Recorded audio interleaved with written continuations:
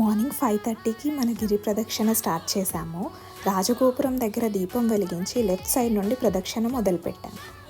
గిరి ప్రదక్షిణలో మనం ముందు అష్టలింగాల్ని దర్శిస్తాం. మీకు తెలుసా, each one represent a special story and divine energy. ఇప్పుడు నేను ప్రతి స్టోరీ చెప్తే 1 minute అయిపోద్ది, but I'll give you short glimpse on it.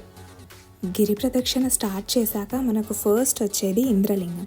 ఇంద్రుడు తన అహంకారాన్ని తగ్గించుకోవడానికి ఈ లింగాన్ని ప్రతిష్ఠించారు.